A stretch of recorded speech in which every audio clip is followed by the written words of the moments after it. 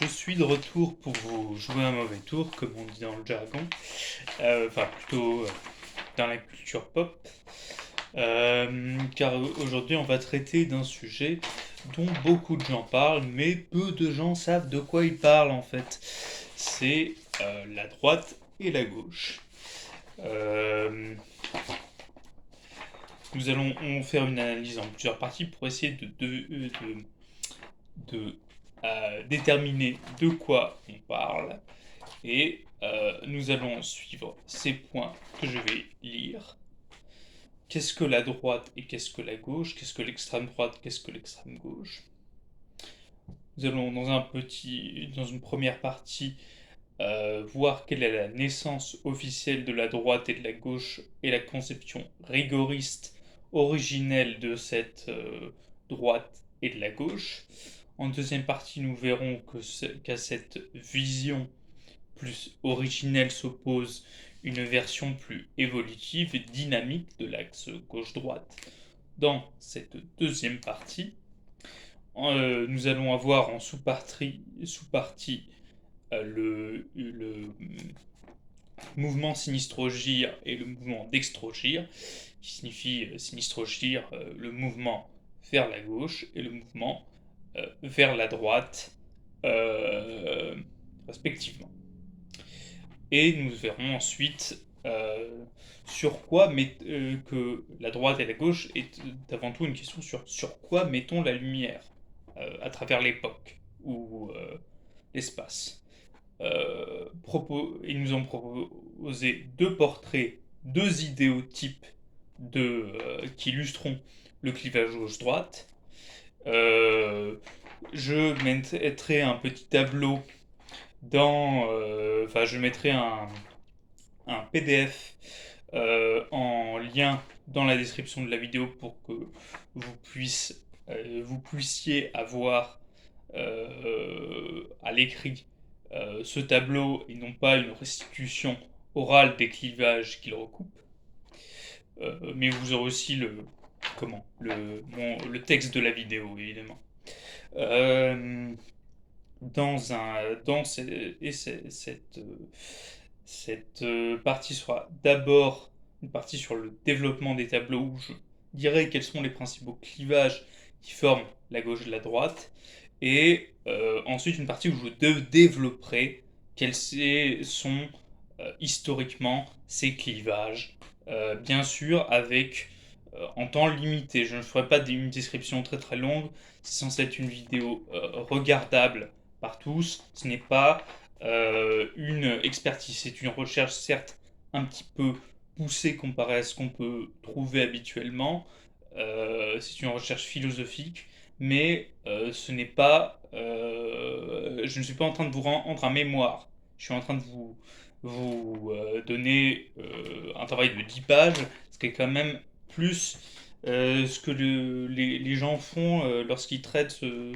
genre de thème, où ils vont se contenter de dire la gauche c'est ça, la droite c'est ça, de manière très postulate, sans remettre en question les principes qui fondent ou qui ont fondu, ou alors ils vont nier ce clivage sans réellement argumenter, ou en disant il y en a d'autres, mais le fait qu'il y en ait d'autres, enfin, le fait qu'il y ait euh, euh, un clivage politique B ne veut pas dire qu'il n'y a pas de clivage politique A. Si on ne parle pas de A et de non-A dans ce cas-là.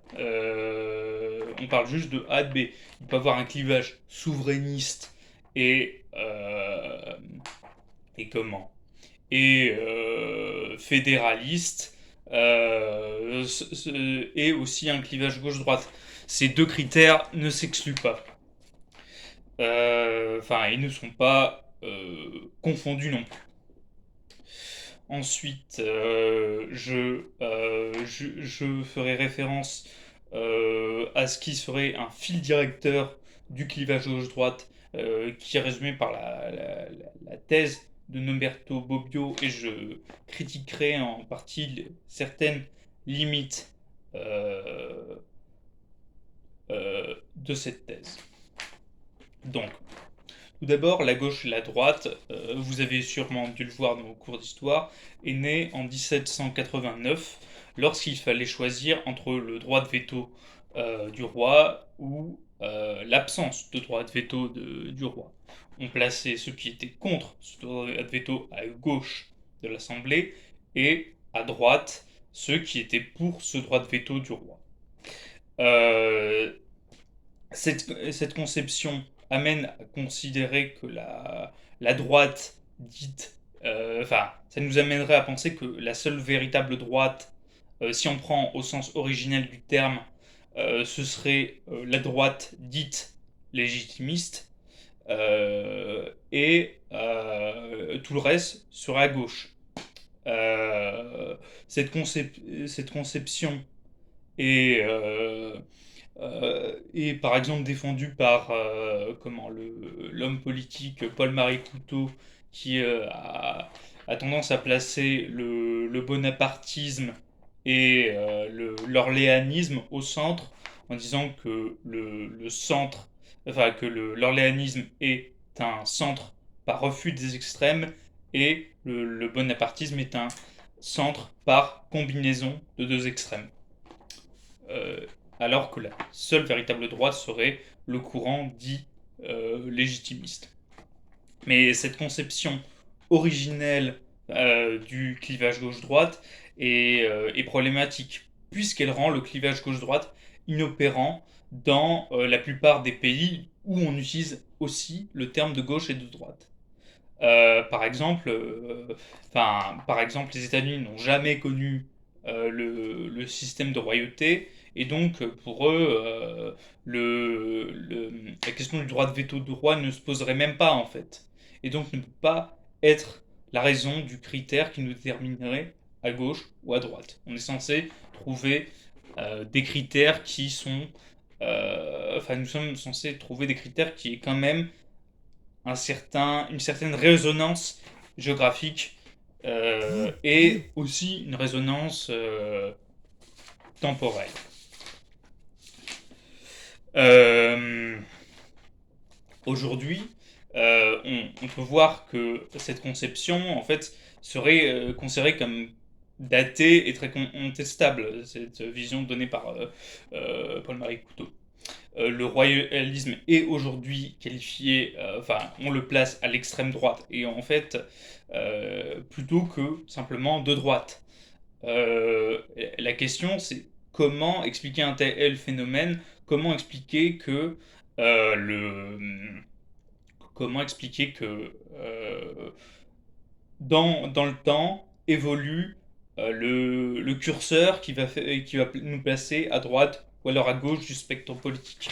Et donc nous arrivons à notre deuxième partie, la vision évolutive de la droite et de la gauche, avec les mouvements dits sinistre-gire et dextre-gire.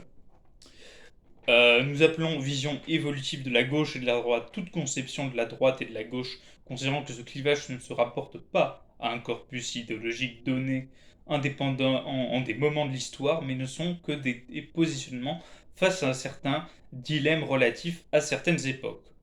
On se situe à la droite ou à la gauche d'une assemblée ou d'un espace politique donné, plutôt qu'être de droite ou alors de gauche. C'est une réfutation d'une position essentialiste de la droite et de la gauche. Donc le mouvement Sinistre-Gire, c'est un concept développé par Albert Thibaudet, qui était un critique d'art qui veut par ici désigner qu'il y a eu une évolution à partir de la fin du 19e, début 20e, où en fait il y a une radicalisation des partis dits de gauche sur la question sociale vers le socialisme et le communisme, alors que en fait le contenu qui nous poussait à être qualifié de gauche avant, c'était uniquement être républicain. qui fait que, par exemple, le mouvement de Georges Clemenceau, qui avant était situé à l'extrême gauche du spectre politique, est désormais situé plutôt centre, centre-gauche ou centre-droit en fonction des interprétations. Voilà. Et on situe les royalistes qui étaient seulement situés à droite au commencement, maintenant plutôt à l'extrême droite. Euh, donc l'historien, on peut dire qu'il y a d'un côté une déportation de la politique vers la gauche, mais une les politiques se reportent vers la droite par conséquent, c'est-à-dire que ceux qui étaient, enfin, vu que le mouvement des idées se déplace vers la gauche, ceux qui étaient dans les mouvements dits d'extrême gauche avant, on les retrouve situés à la droite. C'est ça que je vais dire par mouvement d'extrogir. Pour illustrer ce mouvement, euh, Sinistrogia. Ce sera pour après.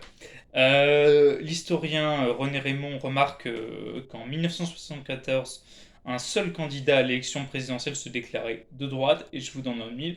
Ce candidat, c'était Jean-Marie Le Pen. C'était en 74 quand même, donc c'est quand même pas si euh, éloigné que ça. Mais qu'en est-il aujourd'hui de ce sinistrisme lorsque 39% des Français se considéraient de droite contre 13% se considérant comme appartenant à la gauche.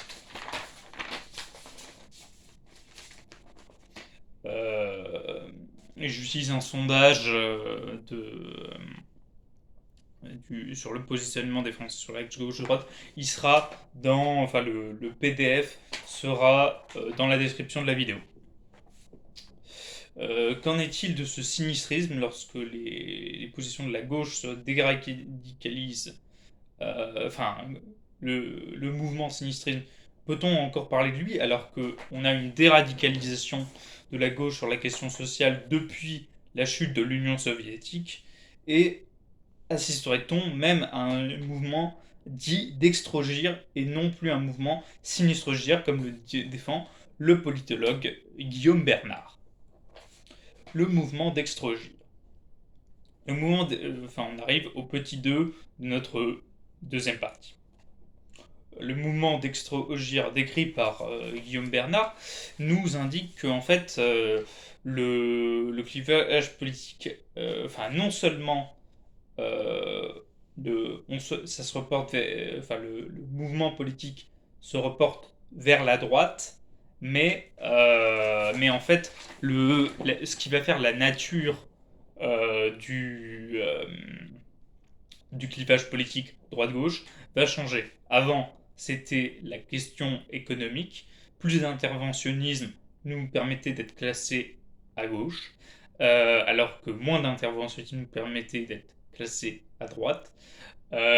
Alors qu'auparavant, c'était la question du type de régime qui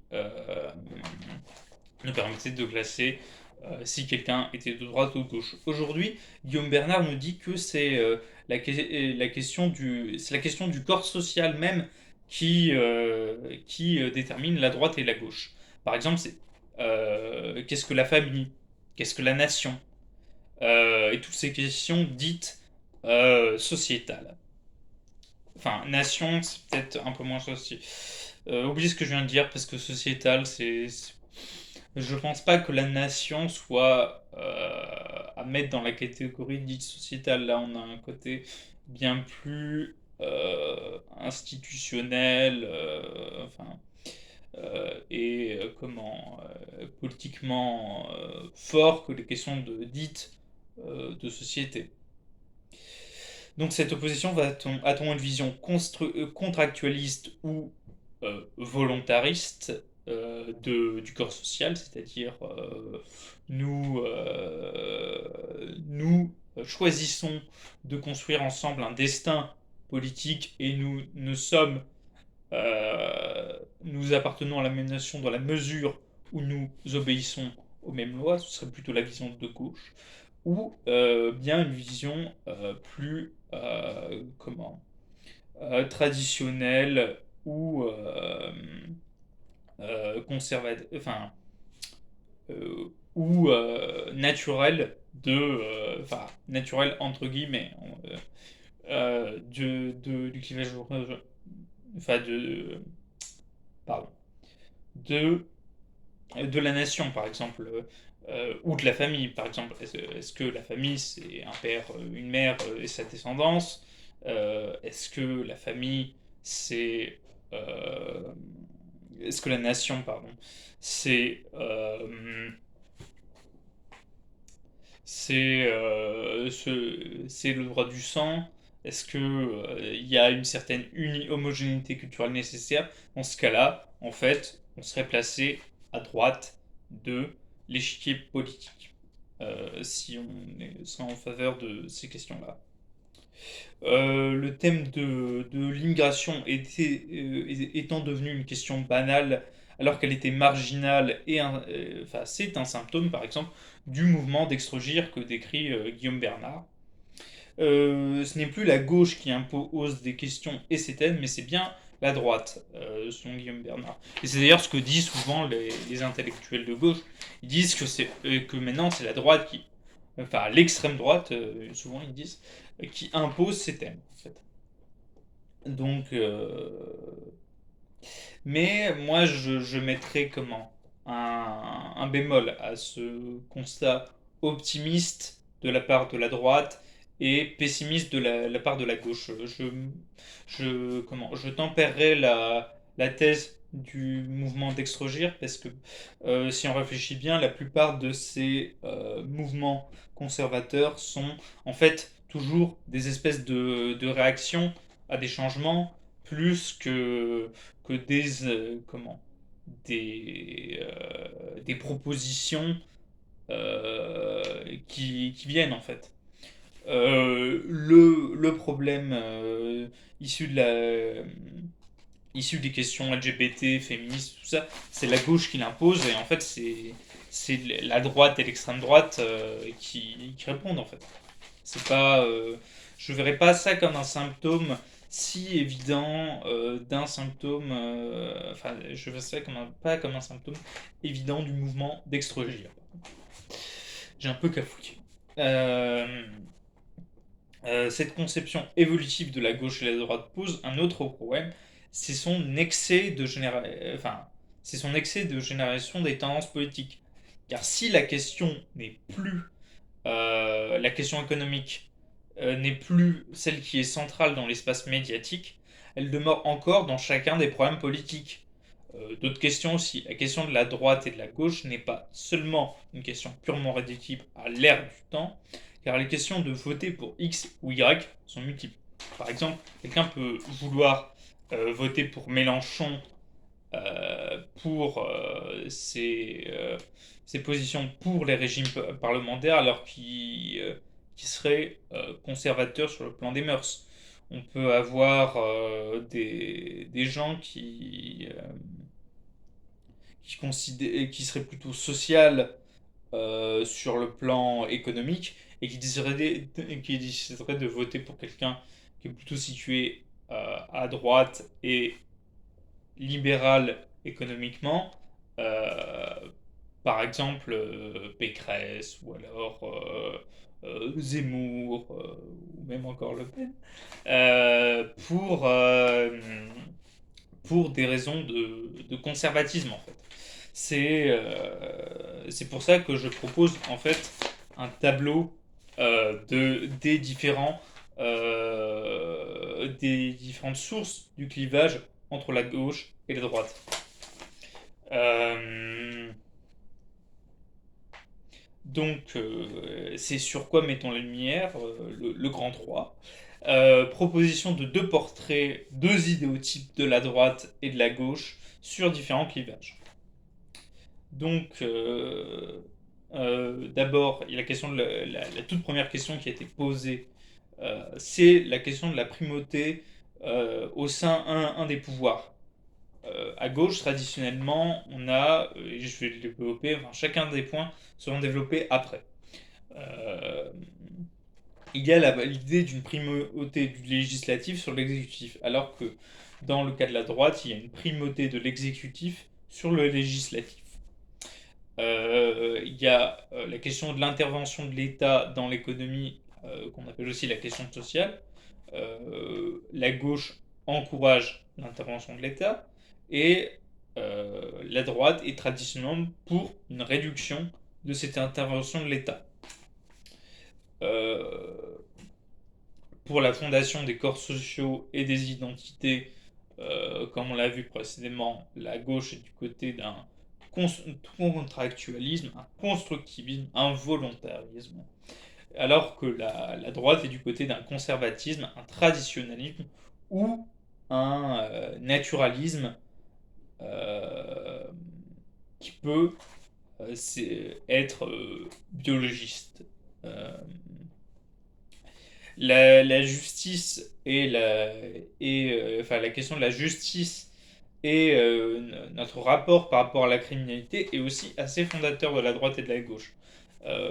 Par exemple, la gauche est réhabilitatrice et a une conception évolutive du délinquant ou du criminel. Il pense qu'il peut changer. Je développerai ça plus tard. Alors que la droite a plutôt une vision fixiste du prisonnier et une vision punitive de la justice. Par exemple, et ensuite, pardon. L'autre question qui vient est plus philosophique, c'est leur vision par rapport à la nature humaine. La, la droite a une vision négative et naturaliste de la nature humaine, et la gauche a une vision positive ou constructiviste de cette nature humaine. Euh, ou alors, enfin, il y a parfois même un rejet de l'idée de nature humaine à gauche, comme ce qu'on peut retrouver chez Marx, par exemple. Sur la question des féministes et LGBT, je vais mettre ça à peu près dans le même package parce que c'est sociologiquement assez lié et, euh, et ces mouvements sont souvent en collaboration, et la droite et la gauche a peu d'éléments, enfin, statistiquement importants qui montraient par exemple des pro-LGBT non féministes ou des non féministes anti-LGBT. Donc la gauche est plutôt pro-LGBT, pro-féministe, alors que la droite est anti-LGBT et traditionnellement, enfin anti. Elle est plutôt défavorable aux causes LGBT et à la cause féministe. Leur vision de la liberté par rapport à l'égalité, ça c'est une question très très importante qu'il faut toujours retenir parce que en fait, lorsqu'on parle de liberté, la gauche et la droite, la plupart du temps, à quelques exceptions près, sont d'accord pour la liberté, mais en fait, n'ont pas la même vision par rapport à l'égalité et la liberté. Par exemple, la droite les voit comme des notions antagonistes. L'égalité est perçue comme un obstacle à la liberté. Alors que pour la gauche, la liberté est une absence de domination et donc suppose qu'il y ait une certaine égalité. Une autre conception qu'on va voir, aussi philosophique, et ça c'est plus classique, et ça se heurte quand même pas mal aux incohérences actuelles. C'est la question de l'universel, enfin, la, la question de la division ou de l'union des groupes humains. Par exemple, la gauche est traditionnellement pour l'unité du groupe humain, elle est universaliste, alors que la droite est pour et particulariste. Elle célèbre la division, ou plutôt la, la répartition des groupes humains. Ensuite, en parlant de répartition, vient la question de la répartition des richesses. La droite est pour une augmentation ou une stagnation des inégalités économiques, alors que la gauche est pour la réduction des inégalités économiques. Ensuite, nous avons dans le petit 2 le développement de ces catégories que je viens de vous introduire. La question de la primauté au sein des pouvoirs, en fait, on voit que c'est une certaine constante, en fait. Par exemple, la gauche d'aujourd'hui jusqu'à maintenant comporte une part non négligeable de désir de réduction du pouvoir de l'exécutif pour plus du législatif. En fait, on peut avoir du parlementarisme qui était à l'origine ce qui formait la gauche, et on a de manière plus radicale les anarchistes qui sont traditionnellement situés à gauche de l'échiquier politique, qui sont en fait le paroxysme de ce désir de pouvoir du législatif par rapport à l'exécutif. Alors que, par exemple, la droite, que ce soit royalisme, qui serait plutôt la forme la plus pure de la droite, veut un exécutif très très fort. Et ça se voit aussi dans la 5ème République instituée par De Gaulle, ou même dans les régimes fascistes ou nazis. En fait, le culte du chef, de l'exécutif, est beaucoup plus présent en fait à droite qu'à gauche. Ensuite vient la question de l'intervention de l'État sur la question sociale. En fait, ça pose une question un peu particulière. C'est à partir de ce qu'on a appelé le mouvement d'Extrogir que c'est devenu la question centrale au XXe siècle, qui nous permettait d'être situés à gauche et à droite. Et la guerre froide y a joué pour beaucoup, en fait. La gauche était communiste ou socialiste, elle était pour une intervention de l'État dans l'économie et la répartition des richesses, alors que la droite était davantage pour plus de dérégulation, de pouvoir au patronat, etc. En fait, on peut citer, on peut voir que c'est assez universel, même aux États-Unis. Celui qui a augmenté de manière drastique la répartition dite, la répartition sociale, c'est Roosevelt, qui était un démocrate et qui a fait le New Deal. Alors que dans le mouvement anglo-saxon, en fait, plus tard, ce qui a été un des marqueurs très importants de la droite, c'était son non-interventionnisme. Ouais, on peut compter les intellectuels comme Hayek, Milton Friedman, et les hommes politiques qui étaient Reagan, Thatcher, ou Pinochet, qui était soutenu par les Chicago Boys. En fait, montre que, en fait, contrairement à ce que beaucoup de capitalistes de capitalisme militant diraient, non, le capitalisme n'est pas synonyme de liberté, n'est pas accroché directement à la liberté politique. Pinochet était très autoritaire et très libéral sur le plan économique. Donc, voilà. Ensuite, nous avons la question qu'on a déjà vue un petit peu des corps sociaux et des identités. Bon, je vais passer un peu vite. Donc, le nationalisme de gauche est un nationalisme civique où l'identité est politique et légaliste. À l'inverse de la droite, il pense que l'identité est assurée grâce aux traditions culturelles et l'appropriation de ces traditions par les allogènes. Elle pense que l'identité vient de racines que l'on décide d'adopter ou non. Dans certains, dans certains courants de la droite, certaines positions ne sont pas assimilables comme trop différentes sur le plan euh, culturel. Mais on peut aussi parler d'une autre mouvance située à droite dans le nationalisme, c'est plutôt le nationalisme ethnique où la notion biologique et le droit du sang va être beaucoup plus importante. Et c'est ce qu'on peut trouver en Allemagne. Ensuite, c'est la question de la justice. Euh, c'est la droite qui a davantage tendance à faire opter des peines plus dures aux délinquants et aux criminels, met davantage l'accent sur le caractère punitif de la prison et de la sanction pénale.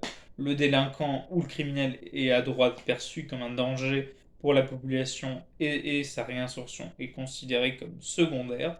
La vision de la droite rapportée de la nature du prisonnier est davantage fixiste. Ils mettent en avant les multirécidivistes plutôt que les cas de réinsertion. À l'inverse, la gauche favorise les peines alternatives à la prison et voit la punition comme éducative. Elle met en avant la condition des criminels car il les voit comme capables de changer et sont pour une justice dite réhabilitatrice. Je dépose mes feuilles parce qu'il ne faut pas que je m'en mêle. Où est-ce que j'ai mis le reste? Bien, je n'ai pas le reste, donc je vous retrouve après la coupure.